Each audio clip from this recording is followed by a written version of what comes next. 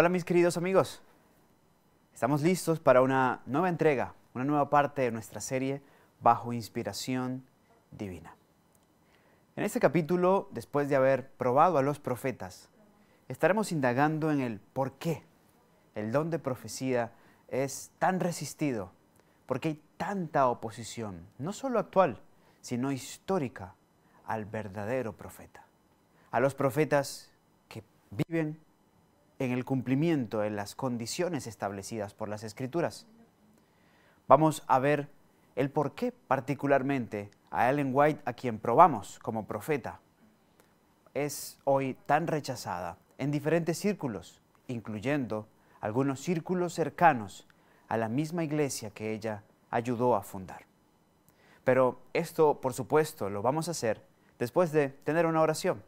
Por eso, si tú puedes, ¿dónde estás? Acompáñame de rodillas. Si no, sencillamente inclina tu rostro.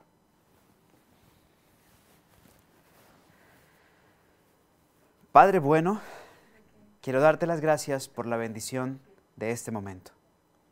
Gracias por la oportunidad de poder abrir con confianza tu palabra y tener la certeza de que tú nos vas a seguir enseñando. Hasta aquí venimos en un ejercicio maravilloso en donde tu palabra ha arrojado luz para nuestras vidas. Por ello te alabo, por ello nos regocijamos, por ello exaltamos tu nombre. Padre, danos tu permiso ahora para abrir la Escritura y la seguridad de que seguirás hablando a nuestras vidas. Todo lo pedimos con confianza en tus promesas y en el nombre de Jesús. Amén.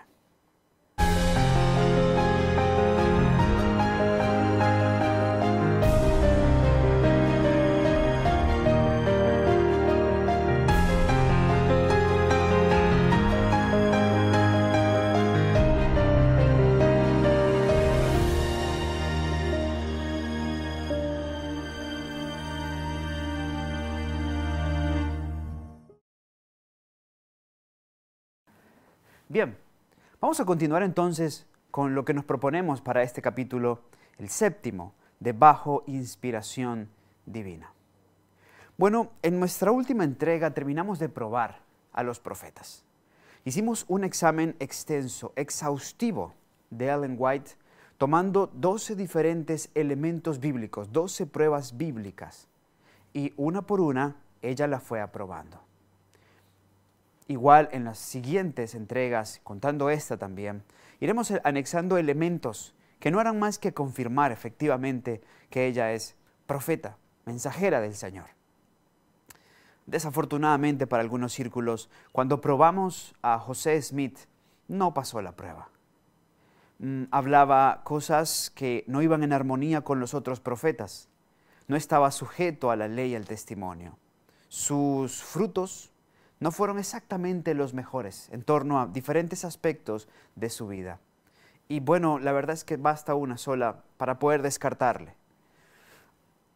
A la vez, debo decir, con el mayor respeto y la mejor consideración, que conozco personas de la iglesia que asume a José Smith como profeta. Grandes hombres, grandes personas, buenos hijos de Dios. Y oro para que la luz pueda llegar también a sus vidas, a sus corazones, y puedan con juicio probar a la luz de la regla suprema, la palabra de Dios, si es o no es un profeta. Luego analizamos un poco a Nostradamus, un ejercicio muy sencillo. Bastó con leer algunos aspectos biográficos de su vida y algunos extractos de una carta que le escribió al rey de Francia, y nos dimos cuenta que no podía ser profeta. Primero estaba dedicado, era teurgo, y ya ahí hablamos de algo pesado, algo significativo, ¿verdad? Como teurgo, pues un teurgo es una ciencia espiritista, religiosa, que apela a poderes ultraterrestres, a dioses, a ángeles, y que, bueno, él mismo reveló un poco de su método, un método que no coincidía para nada con el método que Dios dice debían seguir los profetas. Misiones, visión, sueños, por ejemplo.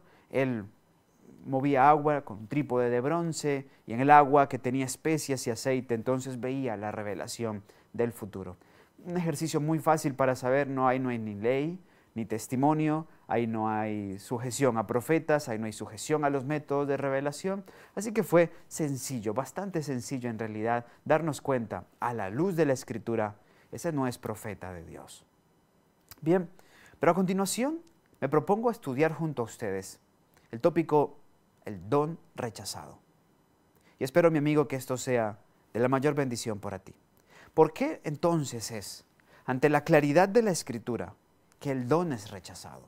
¿Por qué se le rechaza? ¿Quién está detrás de eso? ¿Qué es lo que busca? Veamos.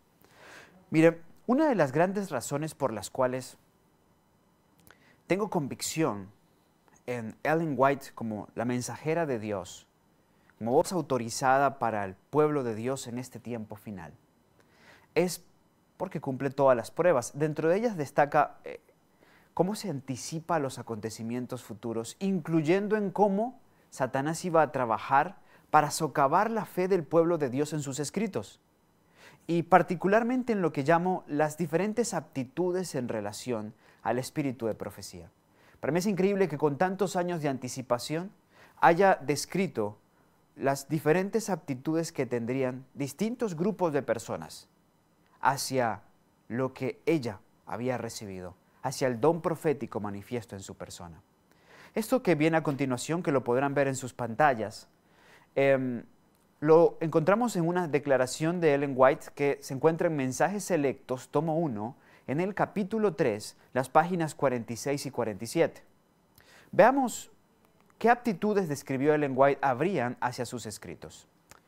Primero, la declaración comienza diciendo: pronto se hará todo esfuerzo posible para desestimar y pervertir la verdad de los testimonios, como eran llamados, del Espíritu de Dios. Así se llamaban sus escritos, eran llamados sus escritos, los testimonios del Espíritu de Dios.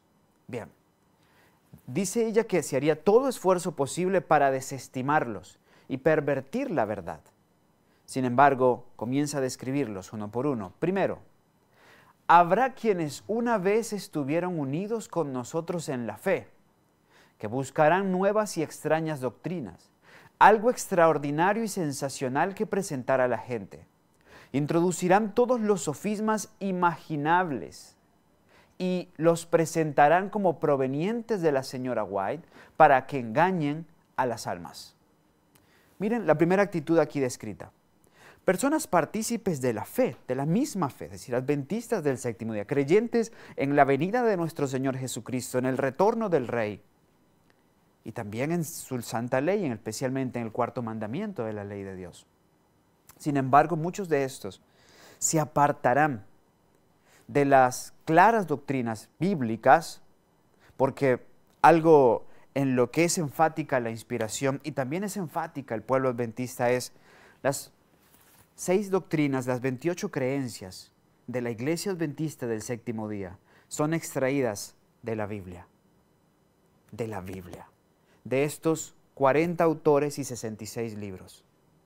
Nosotros podemos probar una a una nuestras creencias, nuestras 28 creencias fundamentales, sin necesidad de ir al espíritu de profecía, sin necesidad de ir a los escritos, de Ellen White, porque aquí también está manifiesto el espíritu de profecía. Pero, por ejemplo, cuando conversas con nuestros hermanos de las iglesias de los santos de los últimos días, pues ellos con claridad te dicen, no, es que hay doctrinas que no están en la Biblia y que la recibió nuestro profeta a través de Moroni. Ahí ya tenemos con claridad una marcada diferencia que nos dice mucho. Pero volviendo a lo nuestro, muchos van a tomar los escritos de Ellen White en búsqueda de algo extraordinario y sensacional que presentar a la gente y van a introducir sofismas imaginables y que los presentarán como provenientes de la señora White. He estado en círculos donde se utilizan los textos de Ellen White para intentar establecer doctrinas, para intentar establecer elementos proféticos que no se hallan con claridad en la Biblia, asociados a fechas donde Jesús posiblemente puede venir, asociadas a tiempo en cuando será derramado el Espíritu Santo, a fechas exactas en torno al inicio del juicio de los vivos y a muchas otras cosas más, hasta en asuntos relacionados con alimentación.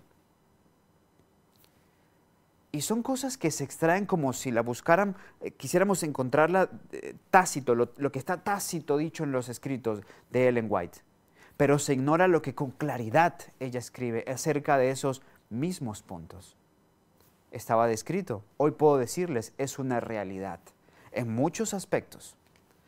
Segunda actitud, dice la inspiración, los que han tratado como una cosa común la luz que el Señor ha dado, no serán beneficiados con la instrucción presentada. Otro grupo va a tratar como cosa común lo que se ha recibido a través de la inspiración. Entre adventistas, entre ministros incluso, escuchamos decir, bueno, esos eran consejos de una buena hermana. Eran consejos de una buena hermana. Pueden ser tan inspirados como los escritos de Carl Lewis, como los escritos de tal ministro, como los escritos de John Bunyan, en fin.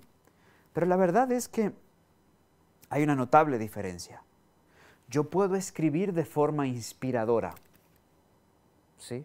Yo puedo escribir de forma inspiradora, pero yo no soy inspirado. Hay una significativa diferencia entre los escritos de John Bunyan, un gran escritor cristiano, entre los escritos de diferentes grandes autores del cristianismo, que pueden escribir de forma inspiradora, te motivan, dices, wow, qué bonito, qué hermoso cómo te presentan, esa revelación que te dan en torno al carácter de Dios, en fin, pero no son inspirados. Inspirados los profetas. Así que eso no es cosa común. Eso no es un consejo común. Y pronto, en próximos capítulos, estaremos haciendo diferencias en los escritos de Ellen White para entender con mucha precisión. Pero lo que tenemos en sus libros, lo que tenemos en esas cartas donde con claridad dice, vez tras vez el Señor me ha mostrado tal cosa. Mi ángel acompañante ha dicho, son evidencias, eso no es un consejo de cualquier persona. Eso es palabra de Dios a través de su profeta. Pero tenemos muchos en nuestros círculos, y particularmente en el círculo adventista, desde una crisis que también abordaremos en próximas entregas, que se desarrolló a mediados del siglo pasado, con la intervención de Walter Martin y el desarrollo de Question and Doctrines. Esto trajo como consecuencia que muchos en los círculos teológicos se avergonzaran incluso de hablar en cuanto a lo que creemos asociado a Ellen White y el don profético. Y han preferido optar por decir, sí, es una buena escritora, es una hermanita que da muy buenos consejos. No, no es una hermanita que da muy buenos consejos, no simplemente eso, es mucho más que eso. Pero a la vez describe otra aptitud. Nos dice, lean conmigo, punto 3, habrá quienes interpreten mal los mensajes que Dios ha dado de acuerdo con su ceguera espiritual. Cada engaño cada corazón va en función del engaño que se acomoda más a él, que necesita más ese corazón. Muchas personas podemos estar abriendo los libros de Ellen White y conforme al engaño de nuestro corazón, interpretando sus escritos. Y mientras unos a la luz de la Escritura ven algo contundente, claro, en armonía con la verdad, otros lo distorsionan y lo presentan de diversas maneras. Y quienes hemos estado en círculos adventistas entendemos que esto también se cumplió tal como fue descrito por la inspiración. Pero ella a la vez describe un cuarto grupo. Dice así, algunos dejarán su fe y negarán la verdad de los mensajes, mostrándolos como falsedades. Y este es un grupo cada vez creciente, más creciente.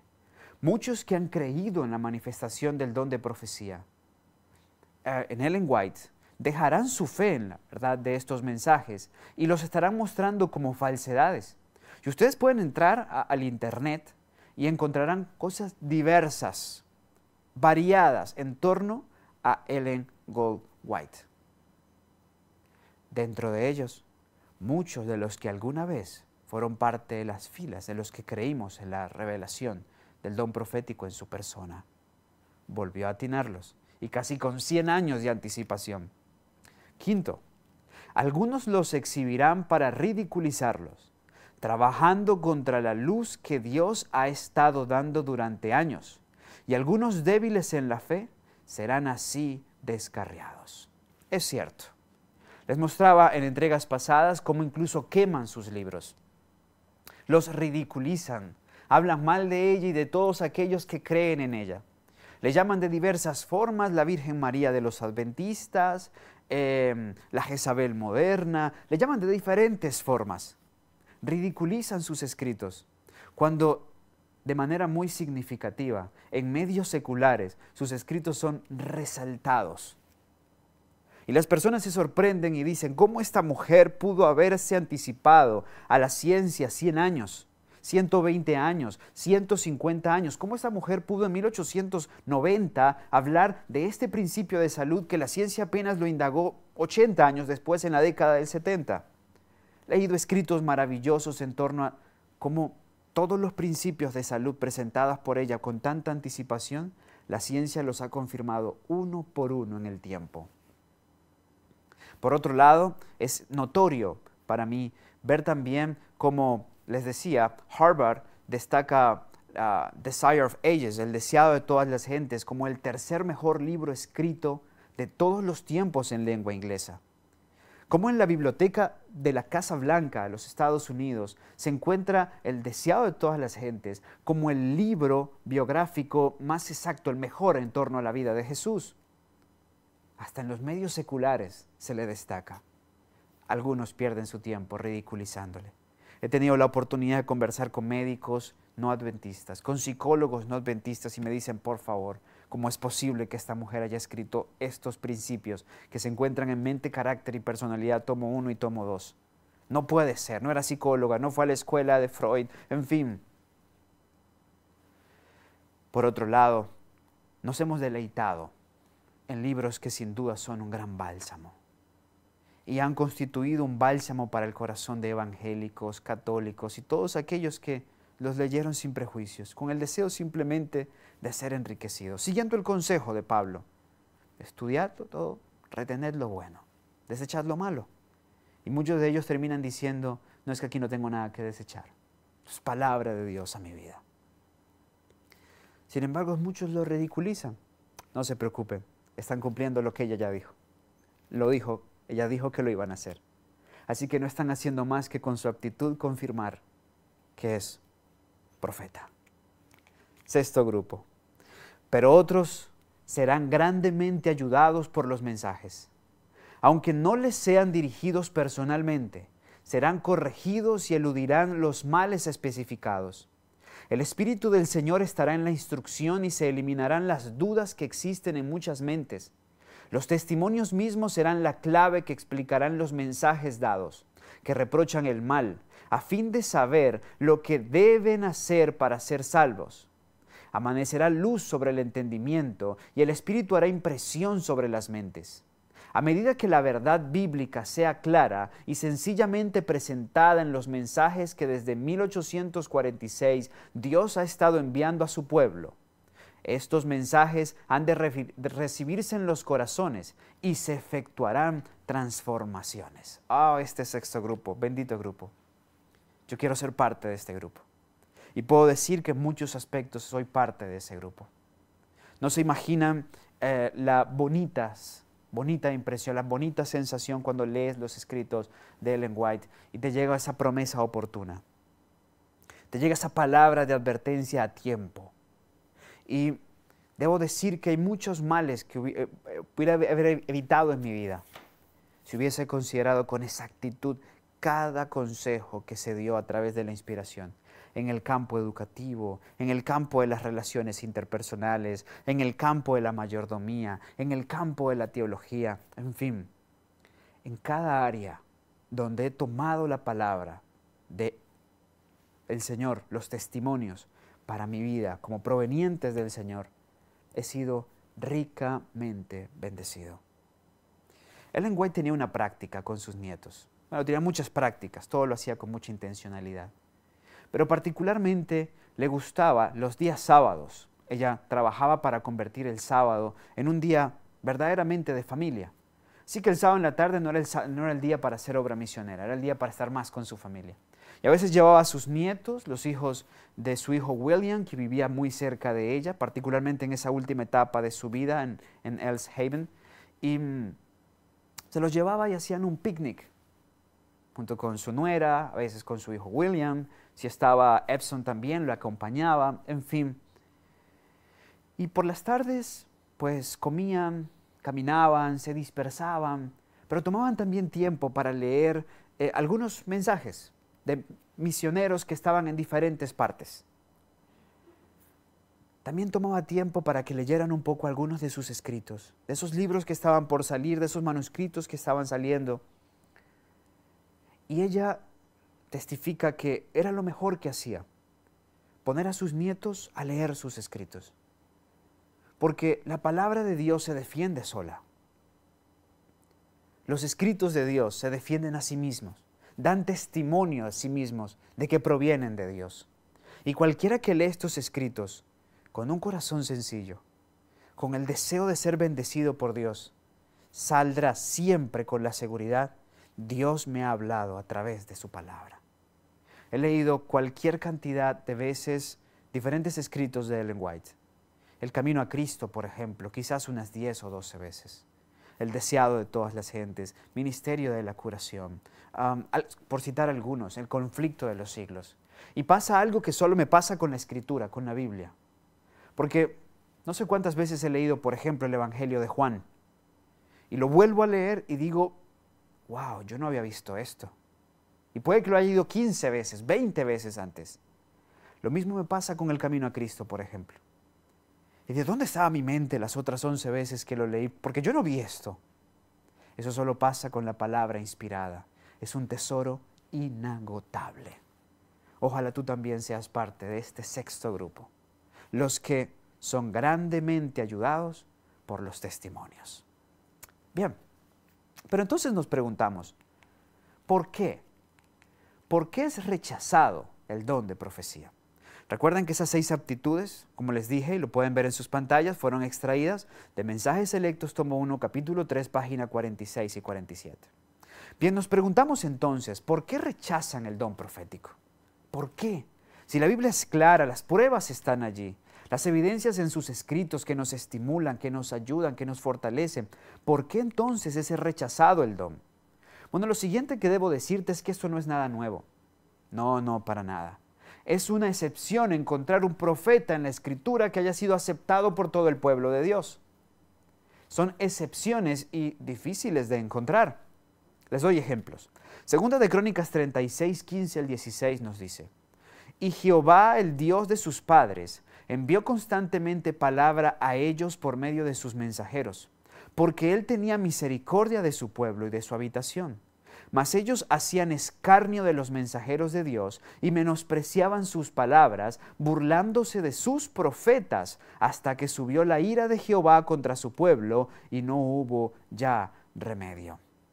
Miren, estos textos de Crónicas nos dicen que aunque Jehová constantemente envió palabra a ellos a través de sus mensajeros, los que hablan en lugar de Dios, los profetas, porque tenían misericordia de su pueblo y de su habitación, ellos a sus mensajeros le hacían escarnio, los menospreciaban y se burlaban de ellos.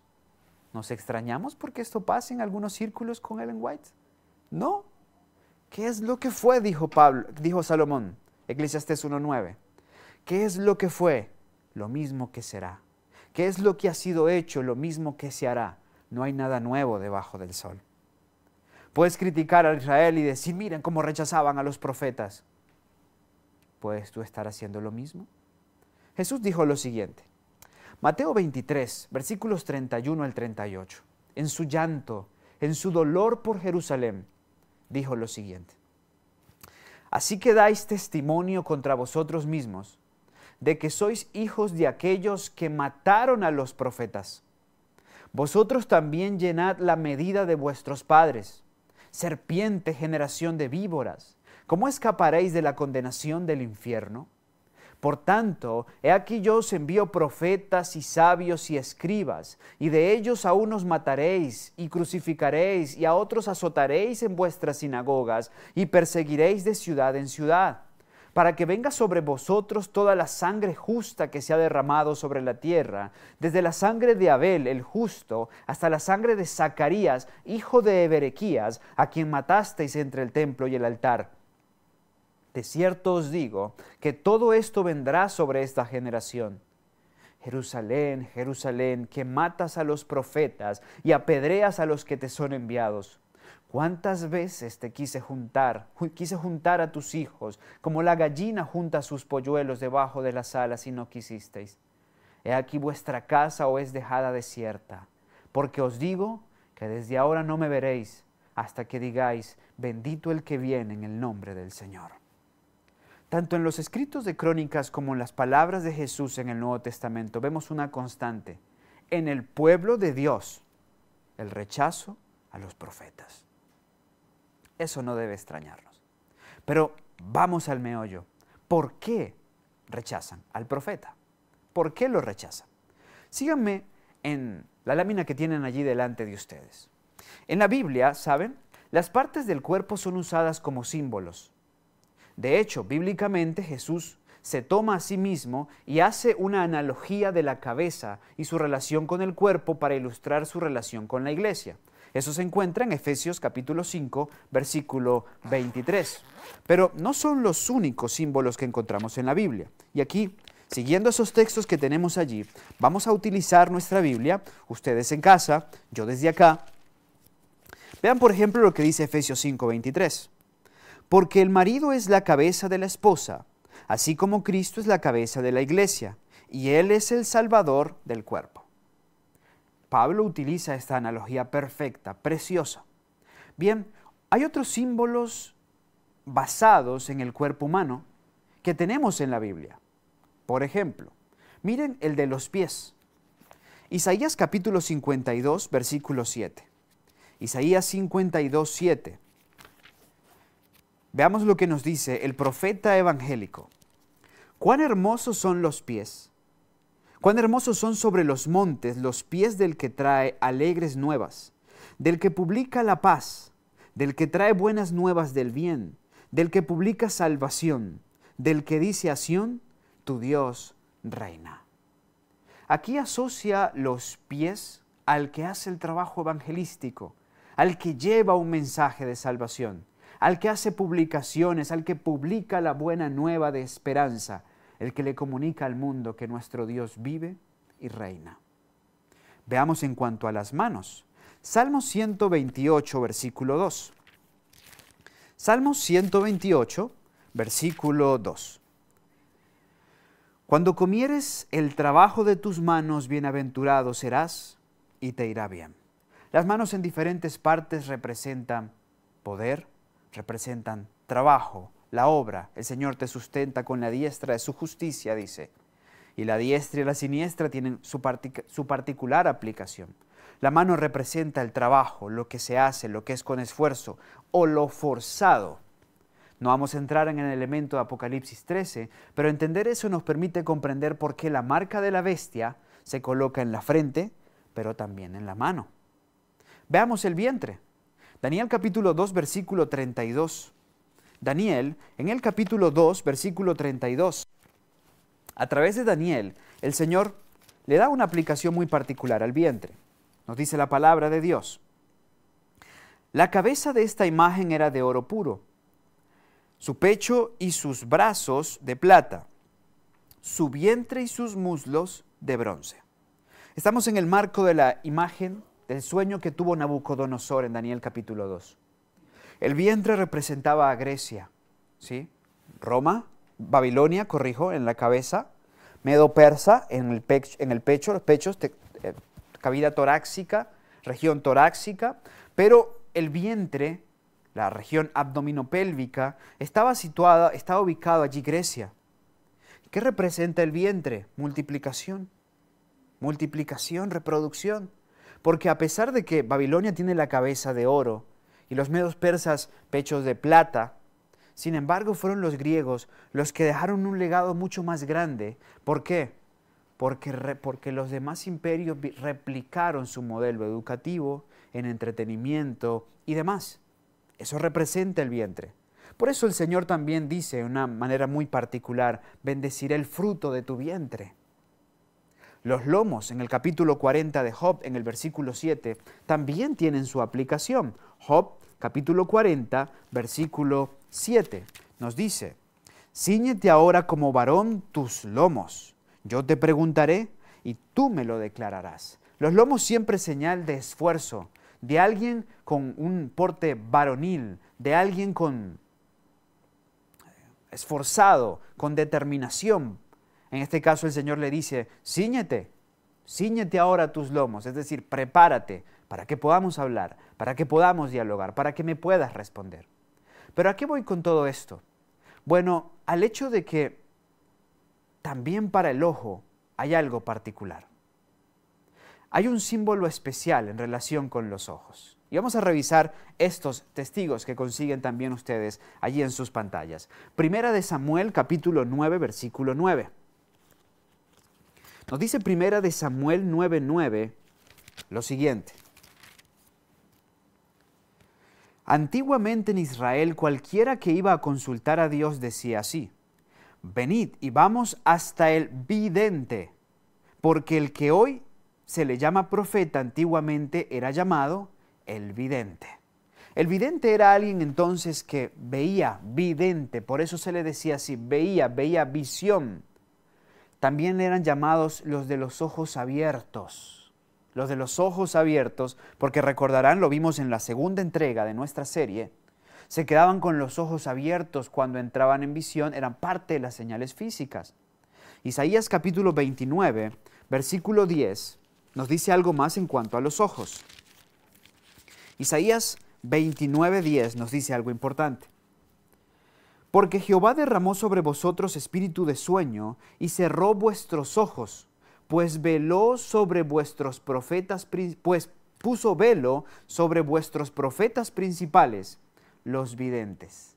Fíjense que era tener vedados los ojos, que los profetas no tuvieran visión. En otras palabras, ¿qué representan los ojos? La visión, la profecía, la profecía. Proverbios capítulo 29, versículo 18 nos dice a la vez algo muy particular que ya hemos leído antes, pero que es valioso que lo podamos entender. Proverbios en el capítulo 29, versículo 18 nos dice así. Donde no hay visión, el pueblo perece, mas el que guarda la ley es bienaventurado. Otras versiones dicen, sin profecía, el pueblo se desenfrena, el pueblo se disipa. Claro, es natural. Y ojo, porque aquí la palabra visión o profecía que traduce otras Biblias es la palabra jasón del hebreo, la misma que se utiliza para Daniel en el capítulo 8, por darles una ilustración en torno a visión o profecía. Es decir, se refiere a la visión de los profetas. ¿Qué pasa cuando estamos sin ojos?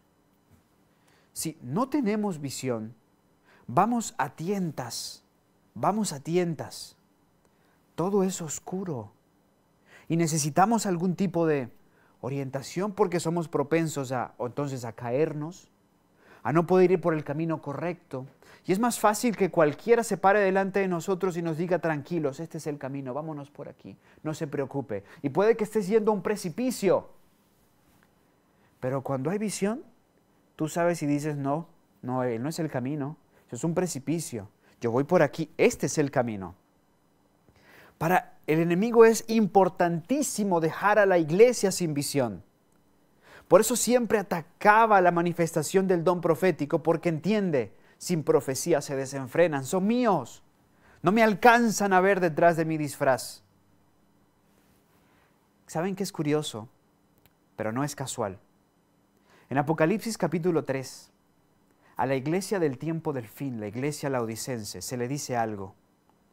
Aparte de que causa náuseas, que es un pobre, miserable, ciego y se encuentra desnudo. Se encuentra ciego. Y el remedio que se le da es el colirio para que pueda ver. Y el colirio representa al Espíritu Santo, manifiesto en el don de profecía. Y esa analogía la vamos a ampliar en nuestra próxima entrega, pero qué interesante, el laodicense está ciego y parte de su ceguera se debe, entre otras cosas, a su rechazo al don profético, por el cual hay desenfreno, por el cual el pueblo se encuentra en disipación y hay decadencia, porque sin profecía el pueblo se disipa. Si no se reconoce la profecía, entonces tendremos un serio problema. Por eso entonces es importante que repasemos, una vez más, ya lo he dado en el pasado, pero repasemos el orden de la revelación para que podamos comprender con mayor amplitud dónde es que Satanás ataca y por qué lo hace allí. Miren que Apocalipsis 1.1 revela el orden de la revelación profética. Apocalipsis 1.1 nos dice que la revelación es de Jesucristo que Dios le dio para manifestar a sus siervos las cosas que deben suceder pronto, y las declaró enviándola por medio de su ángel a Juan su siervo. Gracias a Apocalipsis 1.1 entendemos el orden de la revelación profética. Sí, la revelación le pertenece a Jesucristo. Dios la da. Jesús dijo, escudriñad las Escrituras, Juan 5.39, porque a vosotros os parece que en ellas tenéis la vida eterna y ellas son las que dan testimonio de mí. La revelación es de Él, pero Dios la da. ¿Y a quién se la da? A su ángel, dice Apocalipsis 1.1. Para que finalmente le llegue ¿a quién? A Juan su siervo, en este caso el siervo. ¿El siervo quién es? Juan era profeta, el profeta del Señor, tenía el don de profecía, por eso las visiones que tuvo en Patmos. Para que el profeta finalmente se la diera al pueblo. Ese orden ya lo hemos analizado. Ahora, noten, el enemigo no puede evitar que Dios le dé la revelación a su ángel fiel. Tampoco que su ángel fiel se lo dé a su profeta fiel. ¿Dónde puede cortar la cadena de la revelación entre el profeta y el pueblo? Y necesita que sea así porque es gracias a esa revelación del profeta que el enemigo es desenmascarado, que su plan es desnudado, que es con claridad expuesta su estratagema, su artificio, su engaño, que el pueblo puede saber con claridad, este es el camino, voy por aquí. Pero si él logra que no haya fe en cuanto al mensaje que Dios ha enviado al profeta, mediante el profeta, pues entonces cortó la cadena de la revelación. Y el pueblo se queda sin revelación, y sin revelación está a merced de sus engaños. Mensajes Selectos, tomo 1, páginas 54 y 55. Noten lo que dice esta declaración. Satanás está constantemente haciendo fuerza por introducir lo espurio a fin de apartar de la verdad. Precisamente el último engaño de Satanás se hará para que no tenga efecto el testimonio del Espíritu de Dios. Y miren qué cita, justo, Proverbios 29:18. Sin profecía el pueblo será disipado. Satanás trabajará hábilmente en diferentes formas y mediante diferentes instrumentos para perturbar la confianza del pueblo remanente de Dios en el testimonio verdadero.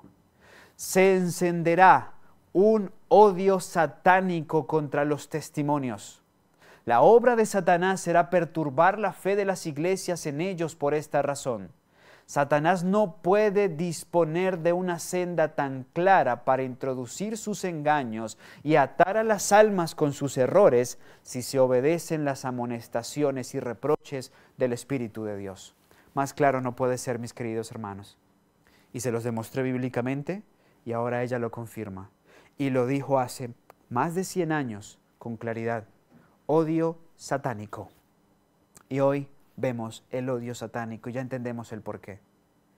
Es que gracias a esos testimonios es desnudado por completo. Hay un capítulo, solo para darles una de tantas ilustraciones, que originalmente pertenecía a este segmento al libro The Great Controversy 1888. Para la edición de 1911, por la aprobación del profeta, fue pasado al libro Testimonios para los Ministros, capítulo 17. Hay un subtítulo que habla de las acechanzas de Satanás y permite introducirnos a una reunión de Satanás con sus demonios. Léanlo. y se van a sorprender, porque es lo que ustedes verán que hoy está pasando. Él ha sido fiel a su plan. De ninguna forma alguien que está en guerra querría que el otro pueda contar, la otra parte pueda contar con una revelación exacta de su plan y su estrategia. Por eso Satanás odia terriblemente al don de profecía. Hay una historia que he podido ampliar gracias a algunos libros de historia. Por ejemplo, varios historiadores como James Nix, por ejemplo, y que Ellen White cita en el libro Notas biográficas en la página 178. La resumo. Ellen White se encontraba en Loves Grove junto con su esposo, Ohio, y estando allí de visita para marzo del año 1858, un fin de semana, el hijo de una pareja adventista, de los pocos creyentes que estaban ahí reunidos en una escuela, falleció. Él se llamaba William Avery y su esposa se llamaba Betsy Avery. El niño había nacido un año antes, se llamaba John Avery. Bien, John fallece con 1 año y pocos meses. Al fallecer John, le piden al esposo de Elena, James White, el pastor White, que ministre el funeral. Eran muy solemnes, eran muy especiales los funerales. Pero cuando estaba en el funeral, Ellen White se puso de pie para dar palabras de ánimo y aliento a la familia Avery. En eso entró en visión. Ya entenderán el por qué visión en la Biblia también se escribe como carga. Nadie, ningún profeta podía decirle al Señor, Señor, hoy tengo mucho que hacer en la mañana, así que dame una visión a las 4 de la tarde. A esa hora tengo por ahí media hora, no te pases de ese tiempo. Tampoco le decían, Señor, ¿sabes qué? Estoy con agenda full estos próximos 3 días, así que si quieres darme una visión que sea a final de semana o mejor a final de mes. No, el Señor te la daba. A ella se la dio ahí, justo en el momento en que está en un funeral. 2 horas duró la visión. Esa visión de Loves Grove es la primera visión en torno al gran conflicto. Uno podría decir, ¿qué momento tan inapropiado para recibir una visión? No, era el mejor momento. ¿Por qué? Delante de ella había una tumba, la tumba del pequeño John Avery. Y creo que la muerte es mejor ilustración posible para poder representar lo que ha traído como consecuencia el gran conflicto.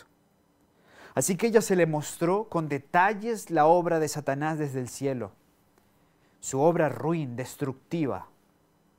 Y después de que salieron de Loves Grove, cuando iban en el tren rumbo a Jackson, Michigan, a casa de la familia Palmer, Dan y Abigail Palmer, pues Ellen White le fue contando a James la visión que había tenido, la visión del gran conflicto. Lo que quizás James o Elena no eran tan conscientes era que en ese tren iba un pasajero que no había pagado su pasaje. Un pasajero que se había montado allí sin haber pagado su tiquete. El mismo Satanás. Escuchó la visión que había recibido y se propuso, esta mujer no puede contar eso, no puede escribirlo. Al llegar a Jackson fue recibido allí por los Palmer, pero en pocas horas Ellen White sufrió una parálisis. Pensó que moriría. Escribió tiempo después, lo pueden encontrar en Notas biográficas, página 178, que nunca más vería a sus hijos. De este incidente se encuentran varios escritos asociados a diferentes personas, no exactamente Ellen White, que describieron efectivamente la parálisis que tuvo y todo lo demás. Cuando se recuperó un poco, pudieron tomar un tren e ir a Battle Creek, Michigan, donde se encontraba su hogar. Pero escribió una página y no podía continuar. Finalmente el Señor la fue fortaleciendo. Terminó de escribir eso que fue la primera parte de la revelación del gran conflicto. De hecho, en aquel entonces se compiló en Spiritual Gift, tomo 1. Luego pasó a ser la primera parte del libro, El Gran Conflicto o El Conflicto de los Siglos. Tiempo después se le mostró que fue Satanás el que le provocó la parálisis. Sí, la quiso matar porque dijo, de ninguna forma esta mujer va a escribir lo que yo quiero hacer, cómo he desarrollado el conflicto y cómo va a terminar este conflicto. Por eso, si hay un libro que Satanás odia por encima de cualquier libro común, es el conflicto de los siglos. El libro que le da la base a lo que luego ya desarrolla en la saga del conflicto. Patriarcas y profetas, profetas y reyes, deseado de todas las gentes, hecho de los apóstoles o conflicto de los siglos. No sé cuál sea tu denominación, tú que me escuchas. No sé a qué iglesia perteneces, pero te recomiendo, y si eres adventista aún más, te recomiendo la serie del conflicto. Lee esos 5 libros. Todo adventista del séptimo día de haber leído por lo menos una vez en su vida esa saga. Cuando los veo, al conocer la historia, entiendo el gran conflicto detrás de ellos. Tanto odia Satanás esa revelación, que más adelante nos cuenta la inspiración, que mientras Ellen White escribía el conflicto de los siglos, lo terminaba en su edición como sería publicado para 1888. Satanás no solo intentó tirarla por las escaleras, sino también aruñaba la puerta de su habitación mientras lo escribía. Odio satánico hacia los escritos. De ahí proviene todo. De ahí proviene el ataque. Él no quiere ser descubierto. Mensajes Selectos, tomo 3, página 93, 1903. Una cosa es cierta. Los adventistas del séptimo día que adoptan su posición bajo la bandera de Satanás, primero abandonarán su fe en las advertencias y reproches contenidos en los testimonios del Espíritu de Dios. Sí, adventistas bajo la bandera de Satanás, sí es posible. ¿Por dónde comenzaron?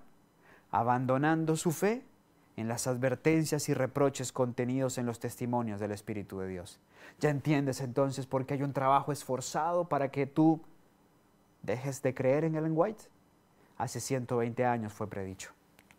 Testimonios para la Iglesia, tomo 4, página 211. Es el plan de Satanás debilitar la fe del pueblo de Dios en los testimonios. Luego sigue el escepticismo respecto a los puntos vitales de nuestra fe, los pilares de nuestra posición. Después la duda hacia las Santas Escrituras. Y luego la marcha descendente hacia la perdición. Yo esto lo he visto vez tras vez.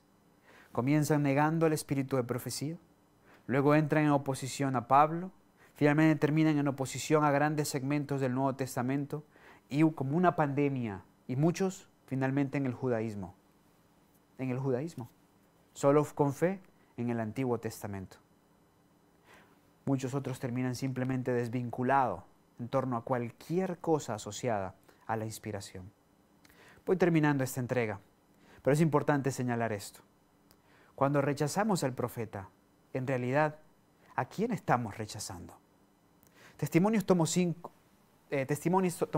página 680.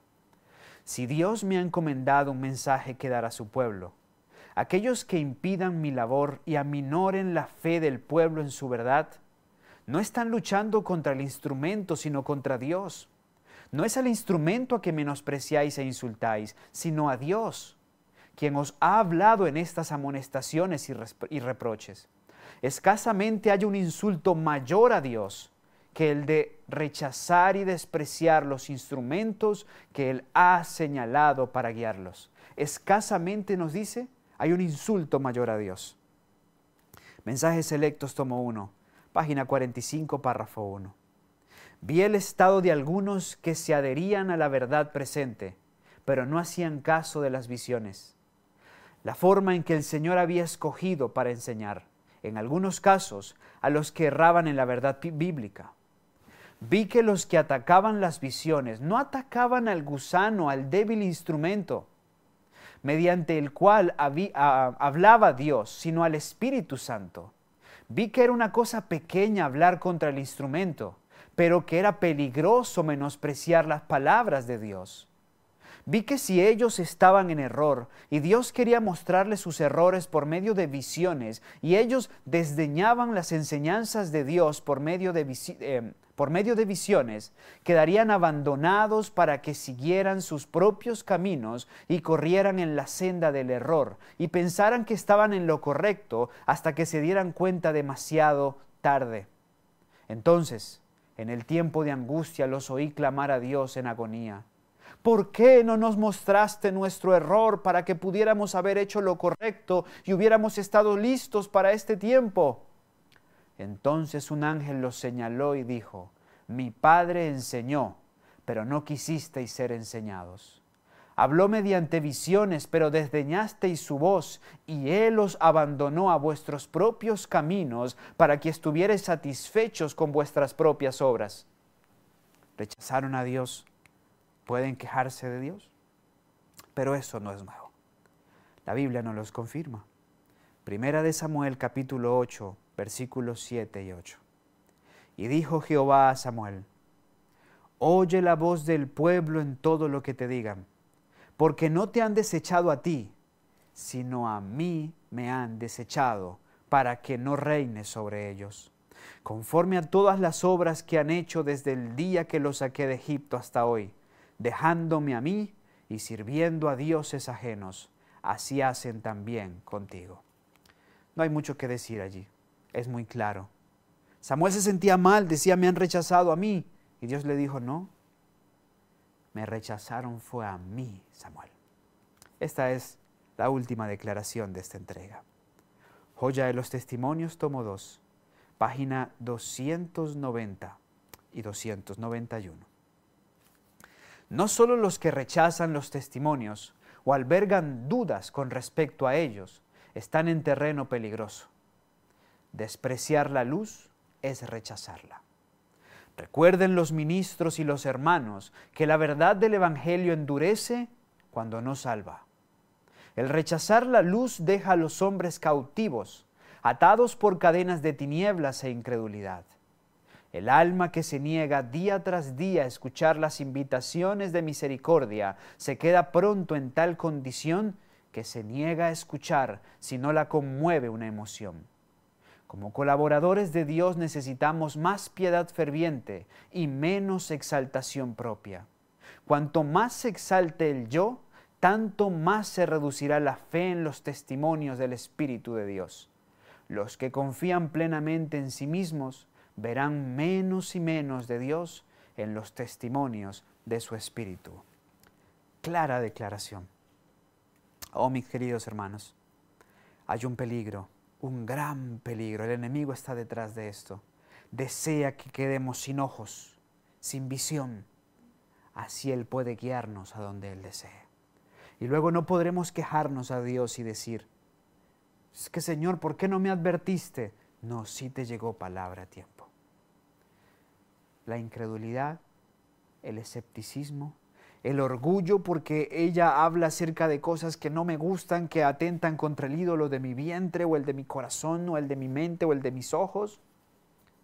O simplemente, como leíamos en la última declaración, mi exaltación propia, mi egolatría, mi orgullo, mi egoísmo, me impidió ver al Espíritu de Dios detrás de esas palabras de vida comunicada a través de su profeta. Palabra de Dios para nosotros.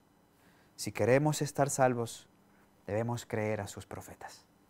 Y no solamente tenemos este gran número de profetas en la Biblia, también tenemos para este tiempo una mujer que habló bajo inspiración divina.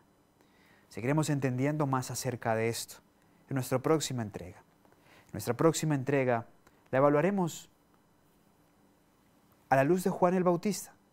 Haremos una analogía muy interesante que nos permitirá afianzarnos en la verdad de que si creemos en Dios, creeremos también en sus profetas. Y Ellen White es uno de ellos. Vamos a orar.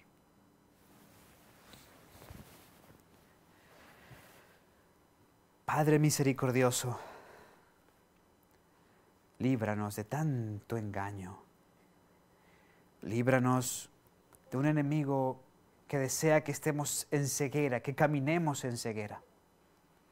Por eso, Señor, presérvanos en la bendita fe. Presérvanos con confianza en la seguridad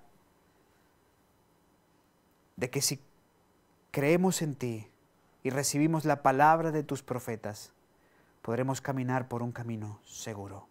Podremos caminar bajo la instrucción de tu Espíritu, bajo la fortaleza de tu Espíritu, salvaguardados de tantas minas, de tantos abismos, de tantas piedras de tropiezo, Señor, que el enemigo ha puesto en el camino de aquí hasta la Nueva Jerusalén.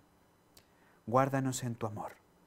Por favor, nuevamente te pido por esos corazones que están luchando en este momento, donde el gran conflicto se está batallando, para que tú seas vencedor y haya fe en tus testimonios.